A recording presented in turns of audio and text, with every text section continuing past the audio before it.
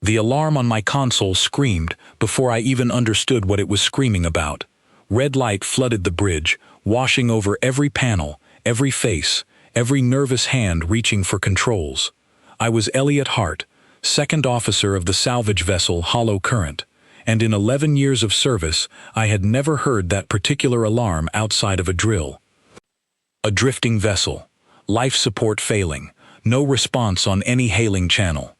Captain Daniel Pierce stood from his chair so fast it spun behind him. "Report," he said, voice tight.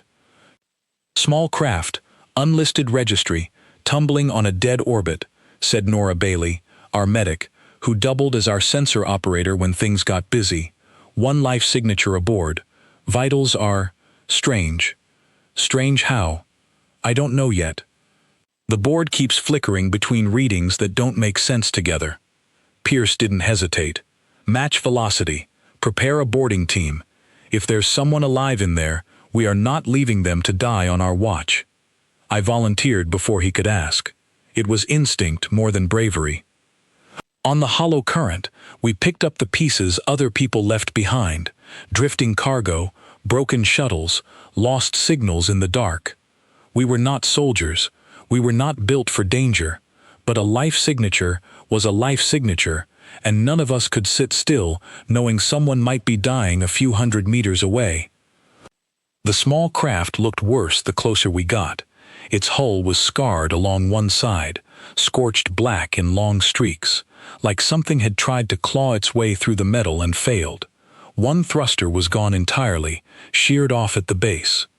Whatever had happened to this ship, it had happened fast and violent, and it had happened more than once. We docked with a soft shudder. The airlock cycled slower than I liked, groaning like it hadn't been maintained in a long time, though the readouts told me it had been serviced recently. That was strange in itself. A ship in this condition kept just barely running, patched again and again by someone determined not to let it die. Nora went in first, scanner raised, mask sealed. I followed a step behind, weapon ready, but lowered, the way protocol demanded when approaching an unknown survivor. Behind me came Owen Fitch, our engineer, carrying a medical kit twice the size of what we usually brought on rescue calls. The corridor beyond the airlock was dim, lit only by a few surviving strips of emergency lighting. Wires hung loose from a ceiling panel. The air had a burnt, metallic taste even through the filters. And there, at the end of the corridor, kneeling beside an open access panel, with sparks occasionally spitting from exposed wiring, was the survivor. She was human. That much we knew before boarding, from the shape of the life signature and old records buried in the sector database. Records of a species that had, decades ago, joined the wider galactic community in a small, quiet, almost forgettable way. Terrans. Fragile, the files said, emotional, prone to injury. Low survivability outside controlled environments. None of that matched what I was looking at.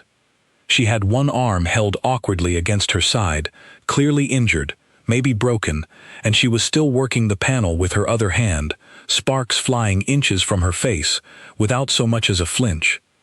Her hair was tied back, dark with sweat, and there was a cut along her jaw that had mostly stopped bleeding, the edges already closing in a way that looked wrong for how fresh the wound must have been. She noticed us and did not scream, did not freeze, did not do any of the things the file said a Terran would do when startled by 3 armed strangers boarding her ship. She just looked up, exhaled slowly, and said, in a voice far steadier than it had any right to be, "Took you long enough." "We received your distress signal 2 hours ago," Nora said carefully, stepping closer with her scanner still raised. "We came as fast as we could." I wasn't complaining. She sat back on her heels, cradling her injured arm against her chest with an ease that suggested this was not the first time she'd had to do such a thing. Just glad someone was listening. This old girl wasn't going to hold together much longer. "Your arm," I said, because someone had to say it. "It looks broken." "It is broken." She said this the way someone might mention the weather. "Snapped it about 6 hours ago when the hull breach happened. I've had worse." I did not know what to say to that. None of us did. We simply stood there, 3 trained crew members from a vessel built for retrieving the dead and the dying, staring at a woman who spoke about a shattered bone the way we might mention a stubbed toe. "We need to get you to the med bay," Nora said finally, recovering her composure. "Can you walk?" "I can walk. I can probably run, if it comes to that, though I'd rather not test it right now." She rose smoothly, swaying only slightly, and reached down to grab a battered case at her feet, refusing Owen's offer to carry it for her. "This has everything that survived the wreck. I'm not leaving it behind." We led her back through the airlock, back into the clean, bright corridors of the hollow current, and something about the transition felt wrong. Felt like we were bringing a piece of something much larger and much more dangerous into a place that was not built to hold it. I could not explain the feeling. I only knew it sat heavy in my chest the entire walk to the med bay. She introduced herself once we were inside, once Nora had guided her onto the examination table and begun preparing a scanner array. "Claire," she said. "Claire Whitmore. Sorry about the mess back there. Wasn't exactly planning on company." "Elliot Hart," I offered. "This is Nora Bailey, our medic. Owen Fitch, engineering. You're safe now, Claire. We'll patch you up and get you wherever you need to go. Appreciate it." She glanced around the med bay with open curiosity, the way a person might look at an unfamiliar kitchen, interested but unbothered. "Nice ship. Cleaner than mine ever was." "What happened out there?" Owen asked, unable to hold the question back any longer. "Your hull looked like it went through a war." Claire's expression flickered, just for a moment, something distant crossing behind her eyes, before it vanished again. "Long story. Short version, a supply run went wrong, and I spent longer than I'd like fixing things that shouldn't need fixing, while also trying not to die. You get used to it. You get used to it." The words settled strangely in the room, and I noticed Nora pause with a diagnostic pad halfway raised, staring at Claire for a beat too long before continuing her work. "I'm going to run a full scan," Nora said, voice carefully even. "Standard procedure for any new arrival, and given your injuries, I want a clear picture before I touch that arm." "Go ahead." Claire settled back, folding her uninjured hand over her stomach, looking for all the world like someone settling in for a nap rather than someone with a broken bone and a still healing gash along her jaw. "Just so you know, I bruise like a peach, but I don't break easy. Whatever the machine says, don't panic on my account." None of us understood, in that moment, what she meant. We would understand soon enough. Nora activated the scanner. The soft hum filled the room, blue light sweeping down the length of the table, gathering information the way it had gathered information on hundreds of patients before, humans, drifting travelers of a dozen other species, injured crew from a dozen other ships. It was routine. It was supposed to be routine. The screen flickered once, twice, and then filled with numbers that made no sense. Nora frowned at the display, tapped it, frowned again. "That can't be right." "What can't be right?"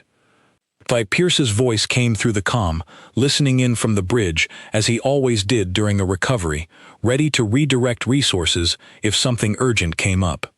Nora didn't answer immediately. She was too busy staring at the scanner, running her fingers over controls, recalibrating something, running the scan again.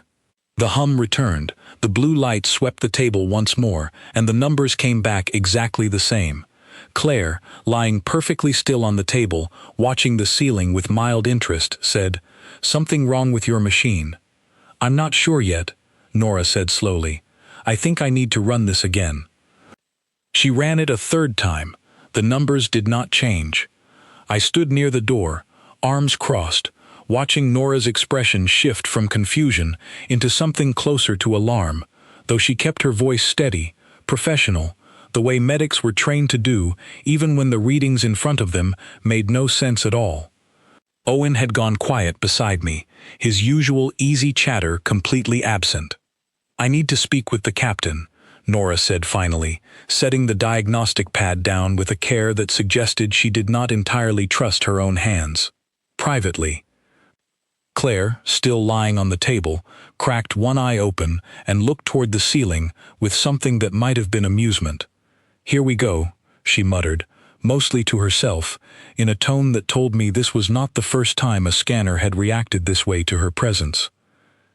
"Here we go, what?" I asked, before I could stop myself.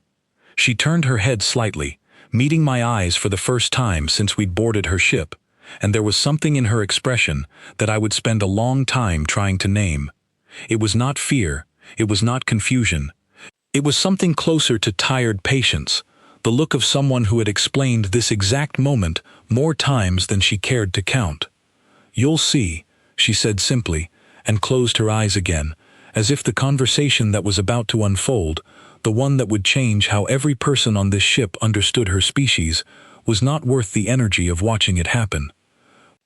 Nora left the room without another word, and I stayed behind, staring at a woman with a broken arm and a healing gash and a scanner readout no one seemed willing to say out loud, feeling the first cold thread of understanding that whatever we had pulled out of that wreck was not what any of us had expected.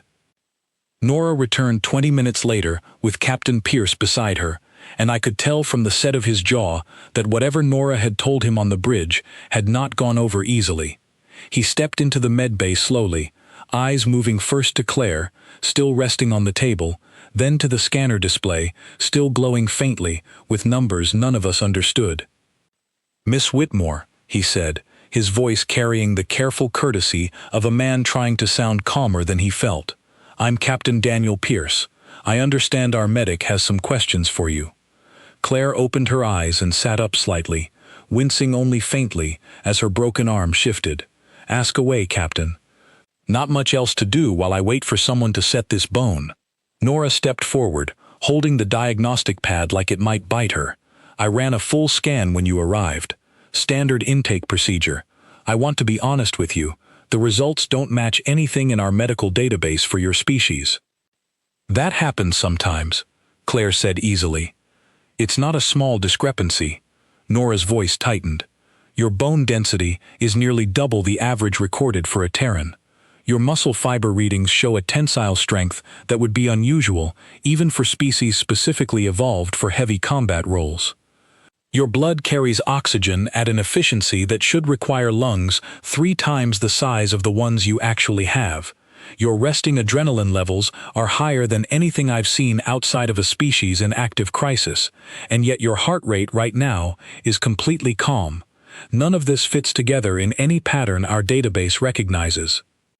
Claire listened to all of this with an expression of mild, almost apologetic amusement, the way someone might listen to a friend describing something perfectly normal as though it were shocking news. "Yeah," she said, "that sounds about right." "Right?"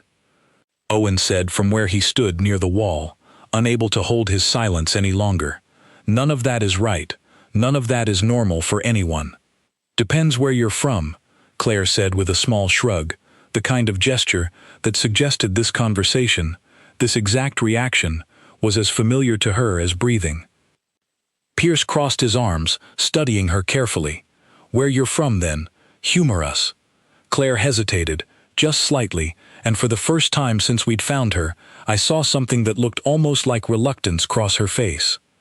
Not fear, not embarrassment, but the particular kind of hesitation people carry when they know the truth is going to change how someone sees them, and they are not entirely sure they want that change to happen yet.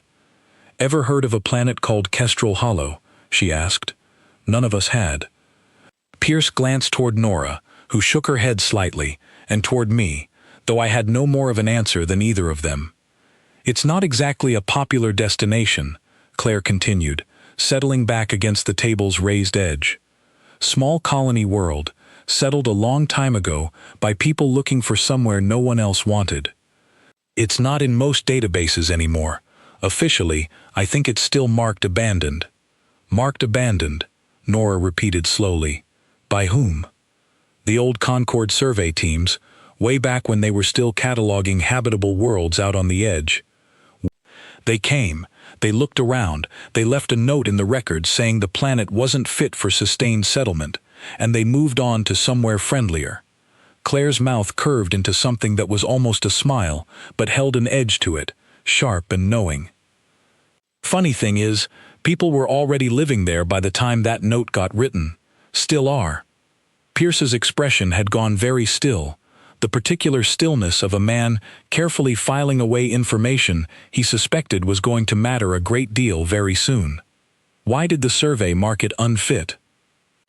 Claire exhaled slowly, and for the first time I noticed the exhaustion behind her calm, the kind of tiredness that came not from a single hard day, but from years of hard days stacked one on top of another, so long ago normalized that it no longer registered as anything worth complaining about. "Gravity's about 1.5 times standard," she said. "Doesn't sound like much until you've spent a lifetime under it, and then you go somewhere with lighter gravity and feel like you could jump over a building. Seasons aren't gentle either. We get what the old records call extinction weather twice a year, storms that flatten forests and change the shape of coastlines in a single week. The wildlife didn't get the memo that it's supposed to be afraid of people. Most of it decided a long time ago that people are just another thing to eat, so we learned to be harder to eat than we looked." The room had gone very quiet. Even the soft hum of the scanner seemed to fade into the background as we listened. "There's a fungus that grows along the northern ridgelines," Claire continued, almost conversational now, the way someone describes their hometown to a stranger on a train. "Beautiful, actually, glows a soft blue at night. Also releases a spore cloud if you disturb it, that will shut your lungs down in about 4 minutes if you don't know to hold your breath and run. We lost a dozen people to that particular lesson before word got around properly. There's also a berry that looks almost exactly like one of the safe ones, except it stops your heart in under a minute if you eat more than 2. Took us a long time to figure out the difference. A lot of trial and error." "Trial and error," I repeated, my voice barely above a whisper. Claire glanced at me, and there was something almost gentle in her expression, as if she understood how strange this must sound to someone who had never lived it, and did not blame me for finding it strange. "You learn fast when the alternative is not learning at all," she said simply. "Kids on Kestrel Hollow grow up running drills the way kids elsewhere grow up learning to read. Storm shelters, predator evasion, poison identification, basic field medicine. By the time you're old enough to leave the settlement gates alone, you've already survived more close calls than most people anywhere else in the galaxy will survive in an entire lifetime." Pierce had not moved, had not spoken, simply stood there, absorbing every word with the focused attention of a man building a picture he did not entirely want to see completed. "How many people live there now?" he asked finally. "Last count, a bit over 400,000, spread across a handful of settlements. It's not a big colony, never grew fast, for obvious reasons, but it's stubborn. People there don't leave easily, and the ones who do usually come back eventually. Something about growing up under all that pressure, all that danger, it changes how you see everywhere else, makes calm places feel almost too quiet." She said this last part softly, almost to herself, and I understood, in a way I could not fully explain, that she meant it. Nora finally set down her diagnostic pad, her earlier professional composure cracking slightly at the edges. "The database listed your species as low threat. Fragile, high risk in hostile environments. That's Earth's file," Claire said, and there was no anger in her voice, only a tired sort of patience, like someone correcting a mistake they had corrected many times before.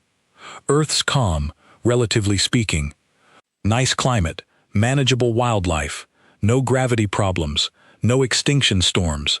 Most of my species comes from there, and I imagine most of the humans your Concord has ever met came from Earth too, or from colonies built with all the safety measures Earth's resources could provide. Kestrel Hollow's different.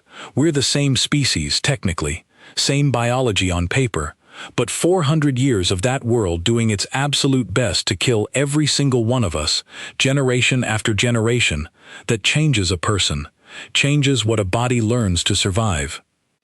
400 years, Owen said quietly, "and you're still there." "Still there," Claire confirmed, Still growing even. Slowly, but steadily. Turns out, if a place doesn't manage to kill you, it tends to make you better at surviving everywhere else instead. She looked down at her injured arm, flexing her fingers experimentally, despite the obvious discomfort it caused her. This is nothing, by the way. I've broken worse and walked it off in under a day. You don't need to worry about setting it gently. I can handle a little pain. Nora looked at Pierce, and something passed between them. An unspoken question neither of them seemed ready to voice aloud in front of Claire, though I suspected I already knew what it was. What did it mean, for a species the wider galaxy had quietly filed away as fragile and harmless, to have an entire population living under conditions that would kill most other species within days? What did it mean that this population had not only survived, but adapted, hardened, and kept growing for 4 centuries without anyone outside their own small colony ever fully understanding what that survival had cost them, or what it had built in return? "I'd like to run some additional scans," Nora said carefully, glancing toward Claire for permission. "Nothing invasive. I just want to understand what I'm looking at."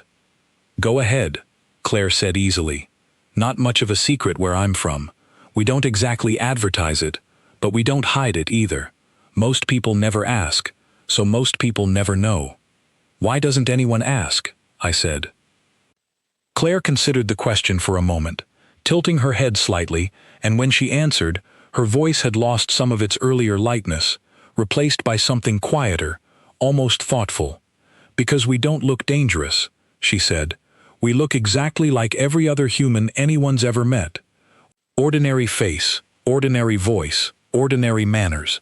Nobody thinks to ask a stranger with a friendly smile whether they grew up dodging predators and outrunning storms that could level a city.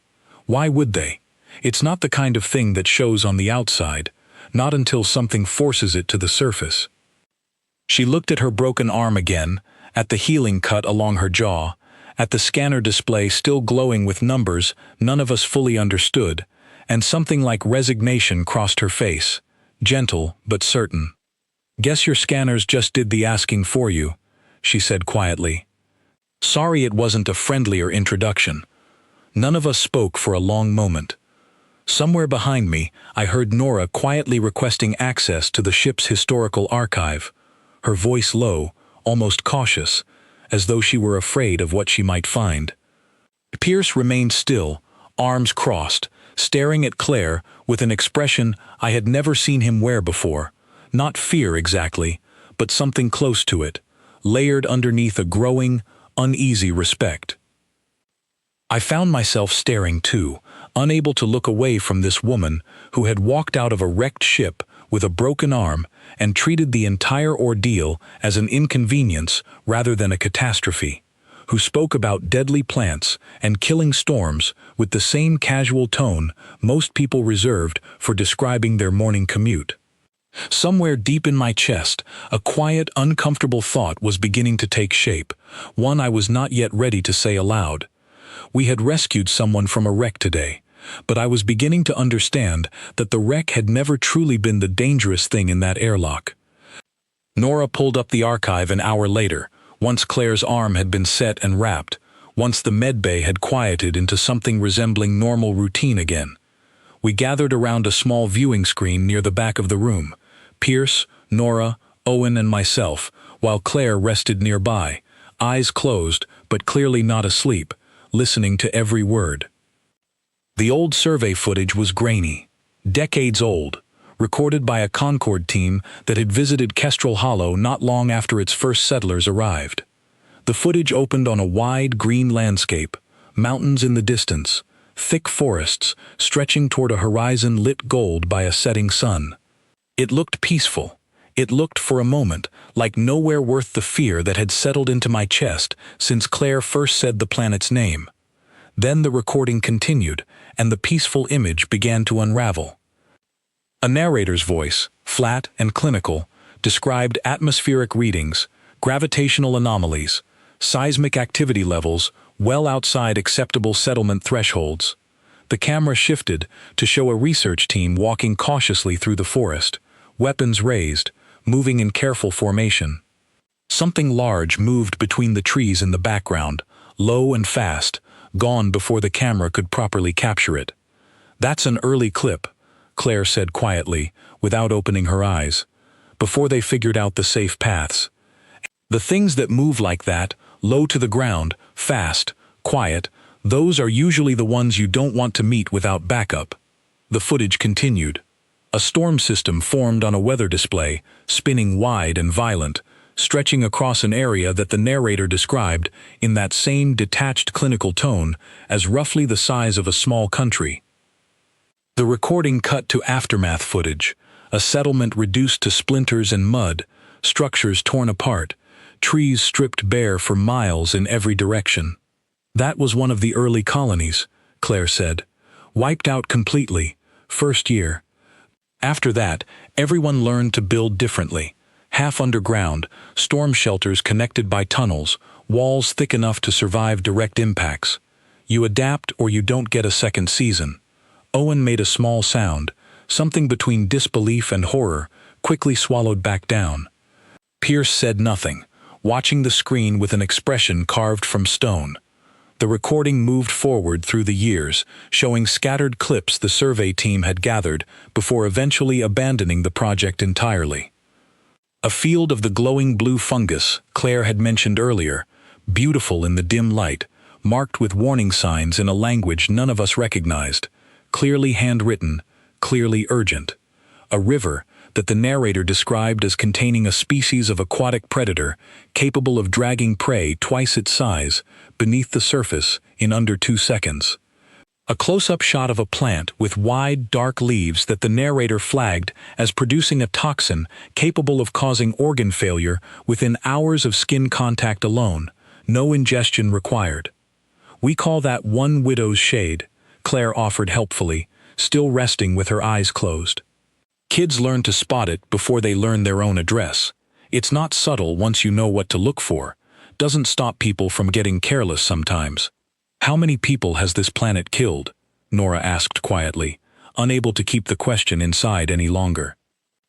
Claire opened her eyes then, and for the first time since we'd met her, something heavier settled over her expression, something that looked almost like grief, carefully contained behind years of practice. "I don't know the exact number," she said. "Nobody keeps a perfect count, not for 4 centuries.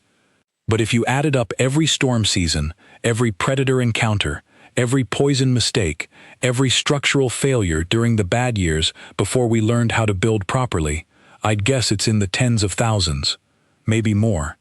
Every family on Kestrel Hollow has lost someone. Most of us have lost more than one." The room fell into a silence heavier than anything I had experienced in years of service aboard the Hollow Current. I thought of my own homeworld, calm and orderly, weather patterns managed by careful planetary engineering, wildlife catalogued and controlled, danger something that happened rarely and was treated as newsworthy when it did. I tried to imagine growing up somewhere that measured danger not in rare incidents but in yearly certainties, somewhere that expected loss, the way other places expected rain. "Why didn't anyone leave?" I asked, the question slipping out before I could soften it. "If it's really that dangerous, why did people stay for 400 years? Claire considered this for a long moment, staring at the ceiling, and when she answered, her voice had softened into something almost tender. "Some did leave, over the years. Not many. Most of us who grew up there, we don't really know how to be anywhere else. It sounds strange, I know, but Kestrel Hollow is home. The storms are terrifying, sure, but the stars above them are the clearest you'll ever see. The wildlife will absolutely try to kill you, but there's nothing quite like watching a herd of skyrunners cross the northern plains at dawn, moving like a single living wave. It's a hard place. It's also a beautiful one, and after a while, the hardness becomes part of how you love it, not separate from it." "That's not an answer most people would give," Pierce said quietly. "Most people didn't grow up there," Claire replied simply. Nora pulled up another section of the archive, this one more recent, dated only a few decades back, one of the last recorded visits before Kestrel Hollow disappeared almost entirely from official Concord attention. The footage showed a settlement, larger now, more established, with proper walls and reinforced structures, children running between buildings under the watchful eyes of adults stationed at regular intervals, weapons visible but not drawn, a kind of practiced, ever-present vigilance woven into the rhythm of daily life. A voice from the recording, another researcher, asked a local farmer standing near the settlement gates how he managed to sleep at night, given everything the survey team had documented about the planet's dangers. The farmer, a weathered man with calm eyes, had laughed, a genuine, easy laugh, and said something the translated subtitles rendered simply as, "You get used to it." Claire smiled faintly at the screen. "That's my uncle," she said, "or was. He passed a few years back. Storm season, the bad kind. But he lived a good long life before that, longer than most people expect out there, and he never once complained about the world he was born into. Used to say the danger kept us honest, kept us paying attention to what mattered." Pierce finally moved, stepping back from the screen and rubbing a hand slowly across his jaw, the way he did when working through a problem too large to solve quickly. "This changes things," he said, mostly to himself, though loud enough for the rest of us to hear. "This changes things significantly." "Changes what, exactly?" Claire asked, sitting up a little straighter on the table, despite her injured arm, watching him with open curiosity. "Every threat assessment we have on file for your species is built around Earth," Pierce said slowly, thinking through the words as he spoke them. "Calm, controlled, low risk. If that assessment doesn't account for populations like yours, populations shaped by 400 years of surviving conditions that would kill most other species outright, then every assumption anyone in the Concord has made about Terrans as a whole may be dangerously incomplete." "You say that like it's a bad thing," Claire said, though there was no real defensiveness in her tone, only mild amusement. "It's not a judgment," Pierce said carefully. "It's a correction, a necessary one. If a crisis ever put your people in a position where survival mattered more than comfort, more than convenience, the wider galaxy has been operating under the assumption that Terrans would struggle. Based on what I'm seeing here, that assumption might be exactly backward." Nora had gone quiet, scrolling slowly through additional archived files, her expression growing more troubled with each passing minute. "There's something else," she said finally, turning the screen toward the rest of us. "A brief note buried in an old survey footnote. It mentions that Kestrel Hollow wasn't the only settlement of its kind. There were at least 2 other colonies established around the same era, in similarly hostile environments, founded by groups who wanted, and I'm quoting here, distance from easier worlds." "There are others?" Owen asked, voice tight. "The notes are old and incomplete," Nora said. "One colony is listed as lost contact decades ago, cause unknown. The other has almost no information at all, just a name and a warning flag advising against unescorted visits." Claire's expression shifted at this, something flickering behind her eyes that looked almost like recognition, though she said nothing immediately, simply staring at the screen with an intensity that made the rest of us fall silent, waiting. "I've heard of that second one," she said finally, quietly. "Never been there myself. Word travels slowly between Deathworld colonies, but it travels. From what little I know, it's supposed to be even harder than Kestrel Hollow. Higher gravity, thinner air, worse wildlife. If even half the stories are true, the people who live there make my homeworld sound like a resort." "How is that possible?" I asked, unable to keep the disbelief from my voice. "How does a species that struggles on a calm world like Earth also produce colonies capable of surviving conditions that extreme?" Claire looked at me then, and there was something almost sad in her expression, sad and a little proud at the same time, the way a person looks when explaining something they have come to understand deeply, even if the understanding came at a cost. "Because we're stubborn," she said simply. "Because somewhere along the way, someone decided that the fact a place could kill you wasn't a good enough reason not to try living there anyway. And once a small group of people prove that's possible, Once they survive the first year, the first storm, the first bad harvest, it stops being an impossible idea and starts being just another hard thing that people are willing to do. Humans have always been like that, I think.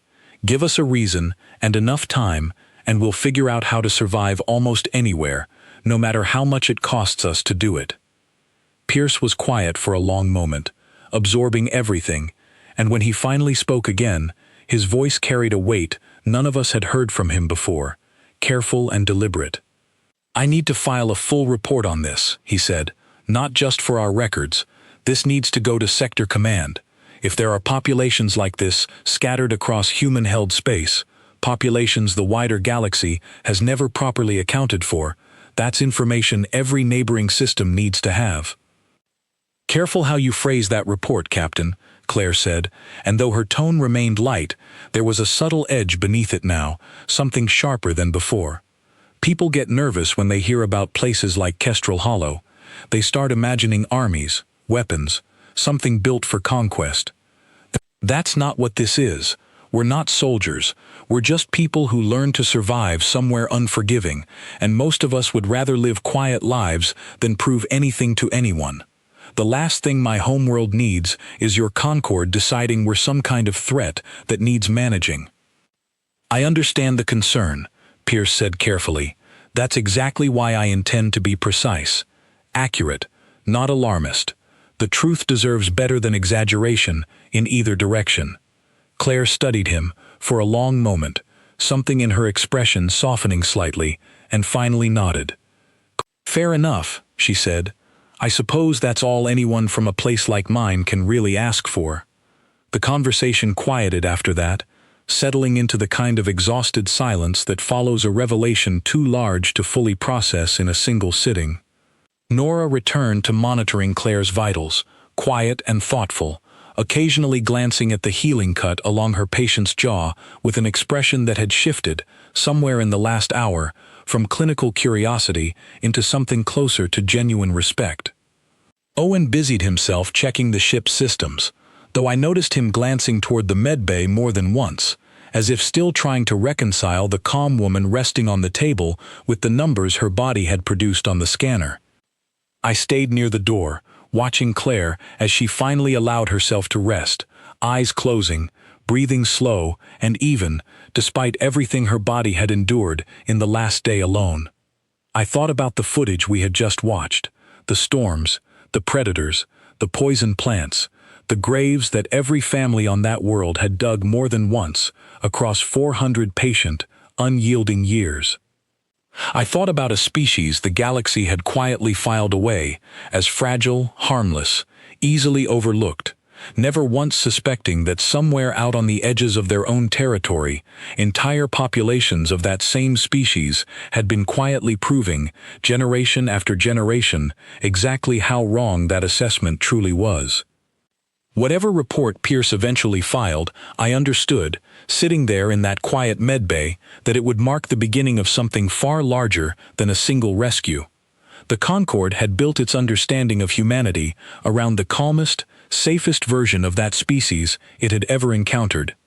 Today, without meaning to, without even trying, Claire Whitmore had shown us the other side of that story, and none of us would be able to look at a Terran the same way again.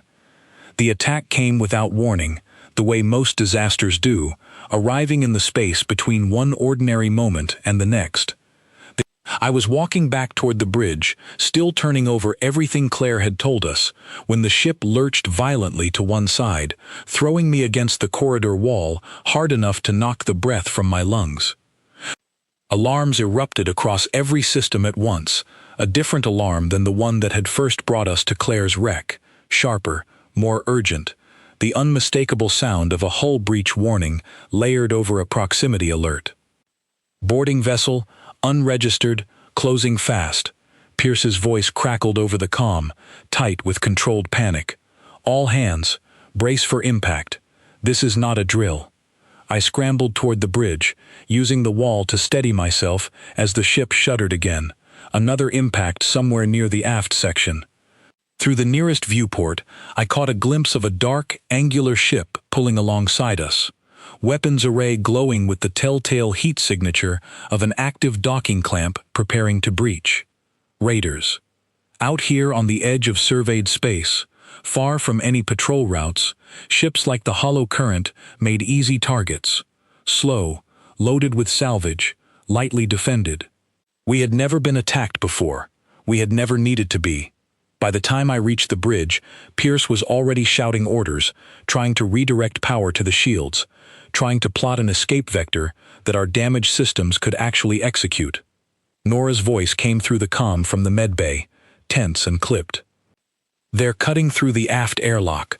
I'm reading at least 4 hostile signatures. I have a patient here who can't be moved safely." My stomach dropped. Claire, injured, restrained by a freshly set broken arm, alone in the medbay, while armed strangers cut their way toward her. "Nora, get to a secure position," Pierce ordered. "We'll redirect them. Buy you time." "Negative," Nora said, and there was something strange in her voice now, something caught between alarm and disbelief. "She's already moving. Captain, she's already moving toward them." I didn't wait for permission. I turned and ran, retracing my steps back through the corridors, weapon drawn, heart hammering against my ribs in a way it never had during any of our routine salvage operations. This was not routine. This was the kind of danger we had never trained properly for. Not really. Not beyond the basic emergency drills every crew learned and hoped never to use. I reached the junction near the aft section just in time to see the airlock door buckle inward with a shriek of tearing metal, and 4 armed figures pour through the breach in tight formation, weapons raised, moving with the practiced efficiency of people who had done this many times before. And standing directly in their path, one arm bound in a fresh cast, the other holding a length of pipe she must have pulled from somewhere along the corridor, was Claire. She did not look afraid.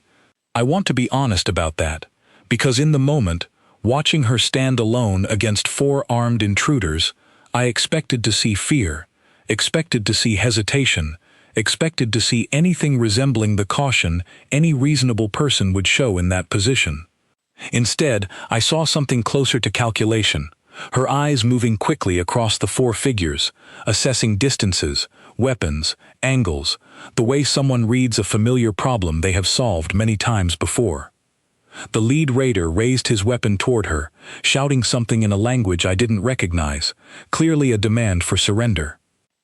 Claire moved before he finished the sentence. I have replayed what happened next many times in my memory since that day, and even now, I struggle to fully describe the speed of it. She closed the distance between herself and the lead raider in what felt like less than a second, the pipe in her good hand sweeping low and sudden, catching him across the legs and dropping him before he could bring his weapon fully to bear. She didn't stop moving. She used the momentum of that first strike to spin into the second raider, driving her shoulder into his chest with enough force to send him stumbling backward into the narrow corridor wall. Shots rang out, wild and panicked, the 3rd and 4th raiders opening fire as their formation collapsed into chaos. I dropped low, returning fire from the junction, trying to draw attention away from Claire, though it quickly became clear she needed no help drawing attention. A shot grazed her side, tearing through fabric and skin, and she did not go down. She did not even slow. If anything, the impact seemed to sharpen her focus rather than break it, her expression settling into something cold and precise as she closed the remaining distance to the 3rd raider and disarmed him with a brutal economy of motion that left him crumpled against the corridor floor before he understood what had happened. The 4th raider, seeing his companions fall in the span of a few violent seconds, turned to retreat back through the breached airlock. Claire caught him before he made it 2 steps, her good arm hooking around his shoulders, pulling him off balance and down to the floor with controlled, practiced force. And then, as quickly as it had begun, it was over. I stood frozen at the junction, weapon still raised, though there was nothing left to aim it at, staring at 4 disarmed, groaning raiders scattered across the corridor floor, and at Claire, standing among them, breathing hard, blood soaking through the side of her shirt where the shot had grazed her, the pipe still gripped loosely in her good hand.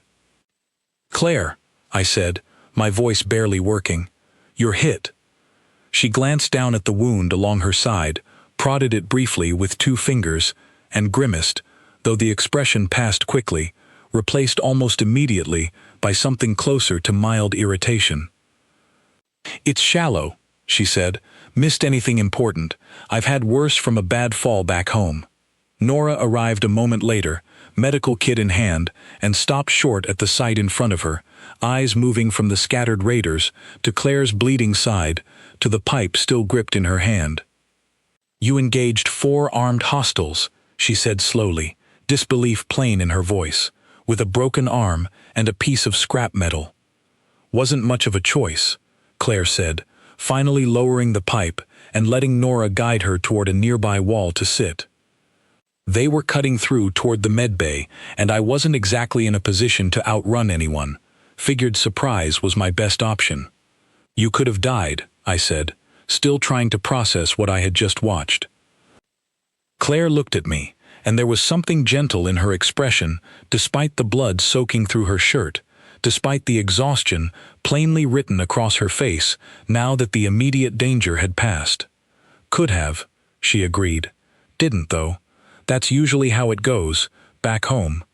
You do what needs doing, and you deal with what it costs you afterward."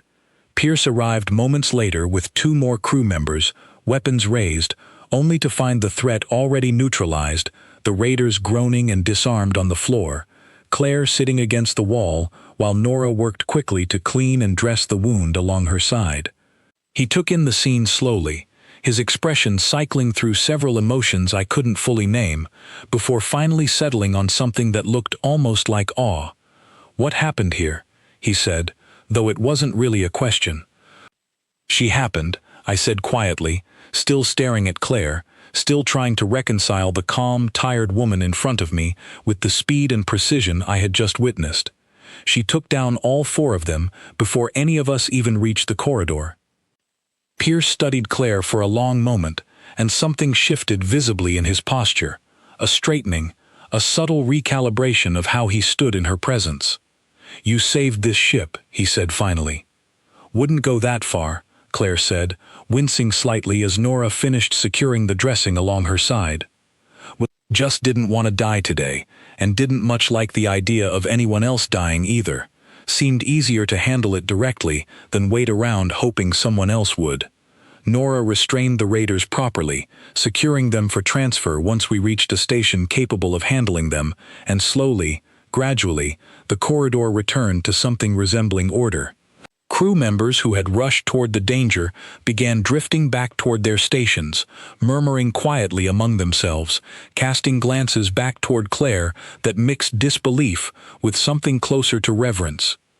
I stayed beside her as Nora finished the last of her treatment, unable to fully step away, unable to stop replaying the last few minutes in my mind. 4 armed raiders, trained, equipped, prepared for a routine boarding of a lightly defended salvage vessel, and they had been stopped in under a minute by an injured woman with a piece of scrap pipe and nothing else. "How," I finally managed to ask, "did you learn to move like that?" Claire considered the question for a moment, watching Nora finish packing away the medical supplies, and when she answered, her voice had softened into something quieter, more reflective than the easy confidence she usually carried. "Where I grew up, hesitation gets people killed," she said. "Doesn't matter if the threat is a storm, a predator, or someone with a weapon. The moment you freeze, the moment you wait to decide if something is really as dangerous as it looks, that's usually the moment it's already too late. So you learn not to hesitate. You learn to act first and process what happened afterward, once you're still alive to do the processing." "That sounds exhausting," Nora said quietly, closing her medical kit. "It is," Claire admitted. "Most days, back home, you don't even notice it anymore. It just becomes how you move through the world. It's only out here, seeing how differently everyone else reacts to danger, that I remember how strange it must look from the outside." Pierce crouched down slightly to meet her eyes, his earlier caution replaced now by something warmer, something that looked almost like gratitude, layered beneath quiet respect. "Whatever it looks like," he said, "I'm glad you were aboard today. I don't want to imagine how this would have gone otherwise." Claire offered him a tired, genuine smile, the first fully unguarded expression I had seen from her since we pulled her from the wreck. "Happy to help, Captain," she said, "though I'd appreciate it if the next rescue came with a little less excitement. This arm's had a rough few days." A quiet ripple of relieved laughter moved through the corridor, tension breaking just slightly, though I noticed the way every crew member who passed still glanced toward Claire with something new in their expression, something that had not been there before the raiders breached our hull. Respect, certainly, gratitude, without question, but underneath both of those things, quiet and unspoken, sat something closer to a careful, dawning caution, the particular caution people reserve for something they have only just begun to understand the true scale of. I helped Nora guide Claire back toward the medbay, moving slowly given her injuries, and as we walked, I found myself thinking again of everything she had told us hours earlier, about storms that leveled cities, about predators that hunted without fear, about 400 years of a world trying its absolute best to end every life it touched, and about a people who had simply refused to let it succeed. Watching her now, exhausted, injured, leaning slightly against the wall for support, I understood something I had not fully grasped before. The danger we had just survived, the raiders, the breach, the brief violent chaos in our corridor, that had been, for Claire, simply another difficult day among many. Nothing about it had truly surprised her. Nothing about it had broken the calm, practiced competence she carried like a second skin. Whatever report Pierce eventually filed about Kestrel Hollow and the people who called it home, I knew now it would need more than numbers and survey footage to capture the truth of what we had witnessed today. It would need to somehow explain that behind the ordinary face and quiet manner of every Terran the Concord had ever quietly dismissed as harmless, there might be a story exactly like Claire's, waiting patiently, unnoticed, until the moment it was needed. 3 days passed before the hollow current reached the nearest station capable of handling the raiders we had captured. 3 days during which the ship slowly settled back into something resembling its old rhythm, though nothing about it felt quite the same as before.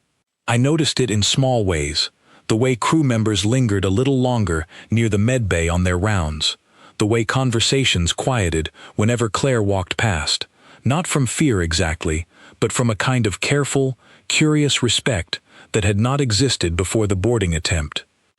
Claire herself seemed largely unbothered by the shift in atmosphere around her, spending most of those 3 days resting as her arm continued to heal, occasionally wandering the corridors when Nora allowed it, always polite, always quick with an easy joke or a kind word for whoever she encountered. If she noticed the way people watched her differently now, she never mentioned it, though I suspected, given everything she had told us about growing up on Kestrel Hollow, that this particular kind of attention was not entirely unfamiliar to her. I found myself seeking her out more often than strict duty required, drawn by a curiosity I did not fully understand at first, though I came to recognize it eventually as something closer to genuine friendship, forged quickly in the strange, compressed intimacy of shared danger.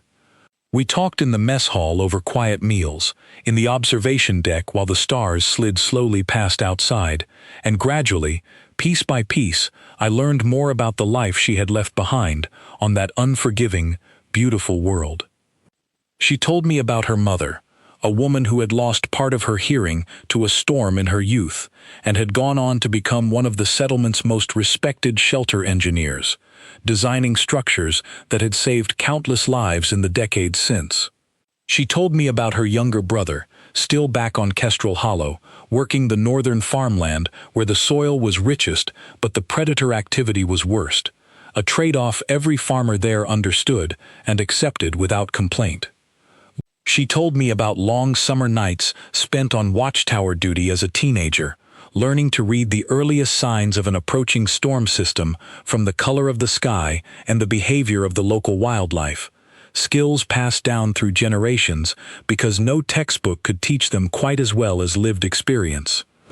"It sounds like a hard way to grow up," I said one evening, as we sat together near the observation deck, watching distant stars drift slowly across the dark. Claire considered this for a moment, turning her half-healed arm slightly to test its movement, a habit she had developed over the past few days as the bone continued to knit back together far faster than Nora had initially predicted. "It was hard," she agreed. "Still is, honestly. I don't think that ever really changes, not on a world like that. But hard isn't the same as bad, not always. I had a good childhood, in its own strange way.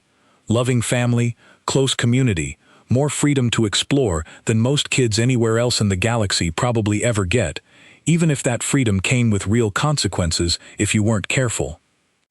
"Do you miss it?" "Every day," she said simply, without hesitation. "Doesn't matter how calm and safe everywhere else feels by comparison. There's something about Kestrel Hollow that gets into you, into how you see the world, and it never quite lets go. I'll go back eventually. Not sure when, but I will." I thought about that conversation often over the following weeks, as the hollow current continued its slow journey toward the nearest major station, carrying both the captured raiders and, quietly, the growing weight of everything we had learned. Pierce spent long hours in his quarters compiling the official report Nora and I had helped assemble, drawing together the scanner data, the archived survey footage, the raider incident, and Claire's own carefully considered testimony, given freely once she understood exactly how the information would be used. He showed me a draft of it, late one evening, before submitting it to Sector Command, and I read through the careful, measured language he had chosen, language that avoided exaggeration in either direction, presenting the facts of what we had witnessed without either alarm or dismissal. "This is going to change things," I said, handing the pad back to him. "Isn't it?" "I hope so," Pierce said quietly, "not in the way some people might fear. I'm not trying to paint an entire species as a threat because of what we witnessed on one small colony world, but the Concord's understanding of Terrans has clearly been built on incomplete information, and incomplete information leads to poor decisions, in either direction. If we ever need humanity's help with something difficult, something that requires genuine resilience, we should understand exactly what that resilience might look like, and where it truly comes from. And if humanity ever needs anything from us, we owe them the respect of understanding who they actually are, rather than who our outdated files assumed them to be." The report was submitted 3 days before we reached the station, and though Pierce received only a brief, formal acknowledgement in return, I sensed even in that short reply a kind of quiet ripple beginning to spread outward, the first small crack in decades of comfortable, incomplete assumptions. Claire remained aboard the hollow current until we reached the station, her arm nearly healed by the time we finally docked, the wound along her side reduced to a thin, pale scar that Nora assured us would fade further with time, though Claire herself seemed entirely unconcerned either way. On our final evening together before her departure, the small crew of the hollow current gathered in the mess hall for what had become, almost without anyone deciding it deliberately, something close to a farewell dinner. It was a strange, warm evening, filled with quiet laughter and easy conversation, the kind of gathering that felt entirely at odds with the tension and danger that had marked Claire's arrival among us weeks earlier. Owen told an embarrassing story about an early salvage mission gone wrong. Nora recounted the chaos of Claire's initial scan results with a fondness that would have seemed impossible in that first tense hour, and Pierce, usually so measured and formal, allowed himself a rare, easy smile as the evening wore on. Eventually, as the meal wound down and the conversation grew quieter, I found myself asking Claire the question that had been sitting in the back of my mind since the very first day we pulled her from that wrecked ship. "What do you think of it?" I asked. "The wider galaxy. Everything you've seen out here, compared to home." Claire considered the question carefully, turning her cup slowly between her hands, and when she finally answered, Her voice carried a warmth I had not heard from her before, layered beneath something quieter, something almost wistful. "It's beautiful," she said, genuinely. "I've seen things out here I never could have imagined growing up.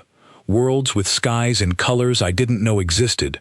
Cities built in ways that would seem like magic back home.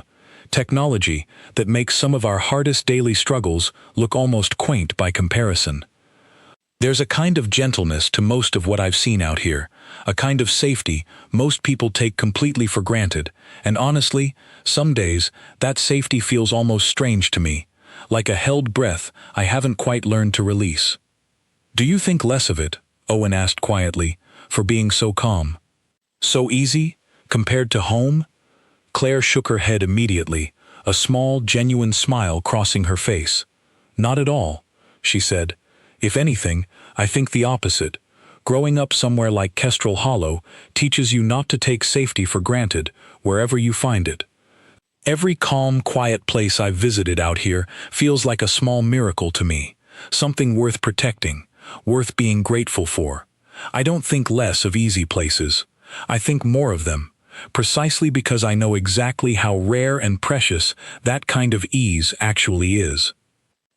The table fell quiet for a moment, absorbing the weight of her words, and then Claire added, almost as an afterthought, her tone lightening back into something closer to her usual easy humor, "Doesn't mean I've gone soft, though. Old habits don't disappear just because the world around you gets gentler. If your Concord ever runs into real trouble, the kind that needs someone who doesn't hesitate, someone who can handle a bad situation without falling apart, you'll know exactly where to look. There's a whole world full of people like me, still out there, still standing, still stubborn as ever. We're not looking for trouble. We never have been. But we're not afraid of it either, and I think that's worth knowing." Pierce raised his cup slightly at that, a small, respectful gesture. "To Kestrel Hollow, then," he said quietly, "and to the people who somehow managed to call it home." The rest of us raised our cups as well, and Claire, smiling now, something soft and genuine settling over her tired features, raised hers last of all. "To home," she said simply, "wherever and whatever that turns out to mean." She left the following morning, stepping off the hollow current onto the crowded station platform with nothing more than the battered case she had refused to leave behind on her wrecked ship, her arm fully healed, her manner as calm and unassuming as it had been the very first moment we found her. I watched her disappear into the crowd, an ordinary-looking woman moving among hundreds of other travelers, indistinguishable at a glance from anyone else passing through that busy station, carrying inside her an entire world's worth of storms and survival that not a single stranger around her would ever suspect. I never learned exactly where she went from there, whether she found passage back toward Kestrel Hollow immediately or continued exploring the wider galaxy a while longer before finally returning home. Part of me hoped it was the latter, hoped she found more of that gentle, held-breath safety she had described so warmly before eventually returning to the storms and stubborn beauty of the world that had shaped her. Months later, long after the hollow current had returned to its usual routine of salvage runs and quiet, uneventful journeys, I received word that Pierce's report had rippled further through Sector Command than any of us had initially expected. Additional survey missions were quietly authorized to revisit worlds like Kestrel Hollow, worlds long dismissed as unfit for settlement, worlds where entire hidden populations of humanity had spent centuries proving exactly how wrong those old dismissals truly were. I do not know everything that came of those missions, whether the wider Concord ever fully grasped the lesson our small crew learned firsthand aboard that ship, but I know it began there, in a quiet medbay, with a scanner returning numbers no one believed at first, attached to a woman who greeted armed strangers with tired politeness and treated a broken arm like an inconvenience rather than a crisis. I think about her often, even now, whenever our salvage runs bring us near another drifting distress signal, another unknown vessel waiting somewhere in the dark for rescue. I think about how close we came to treating her the way our old files insisted we should, fragile, cautious, easily overwhelmed, and how completely, quietly wrong that assumption would have been. The galaxy is full of calm, gentle worlds, safe places where danger is rare enough to be newsworthy, and I understand now why those places felt like small miracles to someone like Claire.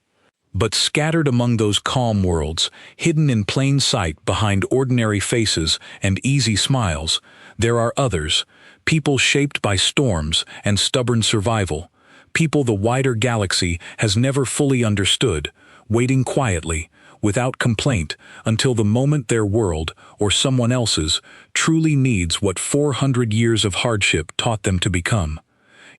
Our scanners detected her first, that day, numbers on a screen that made no sense to anyone standing in that room. It would take much longer for the rest of us to truly understand what those numbers actually meant, and longer still to understand that somewhere out among the stars, an entire world full of people just like her was quietly waiting, unnoticed, ready for whatever came next.